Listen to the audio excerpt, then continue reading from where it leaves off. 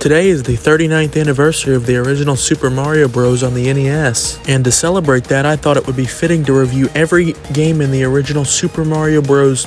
Trilogy. I put Trilogy in quotes because there's technically 4 games, even though there's 2 Mario 2s. I'll try to determine whether these games actually hold up and are still worth playing, or whether or not they're just novelties that you should play only once or twice just to say you've done so. Starting where it all began, unless you count the 4 years of games before this, with the original Super Mario Bros. On the NES. But first, let me get this out of the way. I say bros, like it's spelled. I know you're technically probably supposed to pronounce it as brothers, but I've always said bros. If you've got a problem with it, complain in the comments. It's free engagement for me. I can't complain about that. Each review will be split into 5 segments. Just a general overview, the controls, the music, the visuals, and the replay value. So yeah, Super Mario Bros. What's there left to be said at this point? It's one of the most iconic games of all time, possibly even the most iconic, despite not being the best-selling game of all time anymore. It's not even the best-selling Mario game anymore. That title belongs to Mario Kart 8 Deluxe on the Nintendo Switch, but the fact that this game was able to stay in the top 10 list for almost 40 years is insanely impressive to me. Good job, multi-billion-dollar company. However, the number of copies sold has nothing to do with the actual quality of the game. So does it hold up after almost 40 years? I keep mentioning it's almost 40 years old because I like making people feel old. So the controls, they're fine, I guess. Considering that this is the first in such a long-running series, the fact that the controls aren't completely abysmal is a miracle. However, they aren't perfect. The game can have its moments sometimes where it just acts weird. There were a handful of times that I died that I didn't think it was fully my fault. I mean, for an example, in Super Mario Odyssey, the controls are so good that I feel like every time you die, it's almost entirely your fault. I don't feel that way in this game. I get that that's not an entirely fair comparison considering the long gap between these 2 games. However, it was just the best example that I could think of. I also needed an excuse to mention Super Mario Odyssey. The music, just like the controls, is completely fine. It does get extremely repetitive, however. I mean, the game only has like 4 songs that it uses over and over and over again for the different level themes. The overworld, the underground, the underwater, and the castle. You better be a really big fan of that overworld theme because out of the 32 levels, 20 use it. Of the remaining 12, 8 are the castle, 2 are the underwater, and 2 are the underground. And don't even get me started on how many times the Overworld theme has been remixed in different games. It's gotta be a law or something at Nintendo. For every Mario game, you have to have a new remix of the Super Mario Bros. Overworld theme. I'm so sick and tired of it. So not only can you not escape it in this game, you can't escape it in any other Mario game too. The rest of the music in the game is alright. I just kind of wish they used it more. The underground theme is probably just as overused and over-remixed as the overworld. I mean, almost every Mario game there for a while just used a remix of it as its underground theme. The game's visuals are completely fine as well. The game's sprites are nothing less than iconic at this point though. There's probably over 100 different t-shirt designs with that 8-bit Mario sprite on them. At least I'm able to determine what everything is. A lot of old games have that problem where I'm just not able to tell what this is supposed to be. Like obviously that's a square with a question mark on it, and that's a mushroom, and that's a guy, and considering how short the game is, it's very replayable. Using the shortcuts, I was able to beat it in around 10 minutes, which is a pretty terrible time, but whatever, I suck at the game. So the replay value is definitely there, however I think games like Mario 3 are still more replayable, and I'll get to why later, because Mario 3 is in this video and I don't want to spoil that. So does Super Mario Bros. Hold up? I guess. I kind of view it more as a novelty nowadays though. I know that's probably a really controversial opinion. It's good, but it's not like an amazing game or anything. I think that anyone who considers themselves a gamer should play through it at least once though, just due to how important and iconic it is.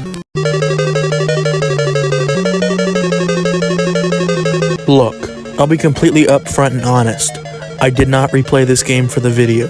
I absolutely despise it. It's basically if they just made the original Super Mario Bros. 10 times more difficult and worse. The levels can be so unbelievably cruel and unfair at times. So yeah, I'm sorry about that. The controls feel the exact same as Super Mario Bros. Unless you're playing as Luigi and then he jumps higher and has slipperier controls. So worse.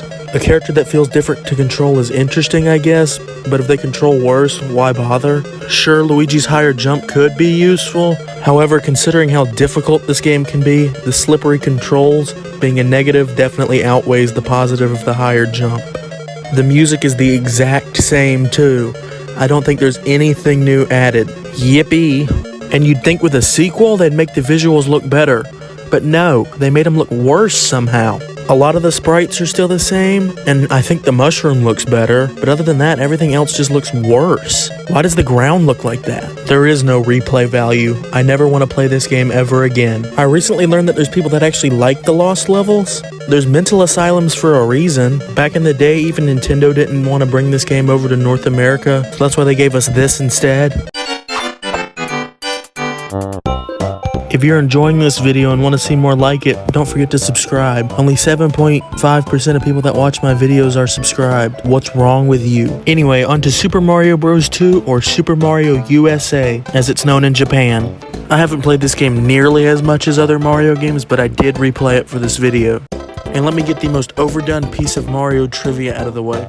This is just an altered version of a Japanese exclusive game called Doki Doki Panic. Nintendo decided to bring this game over as Mario 2 instead of the Lost Levels because that game sucks and is too difficult. Which is why there's a lot of weird stuff in this game, like this, and this. The controls are whatever. Each of the 4 playable characters do have different attributes though. Like Mario is all around, Luigi can jump higher and do whatever this is, Toad is fast, and Peach can float for some reason. They all control fine enough, I guess, but I always just go for Mario because I'm boring. The music is alright, I'm just glad it's new. I don't think I'd go as far as to say it's anywhere near my favorite Mario soundtrack though.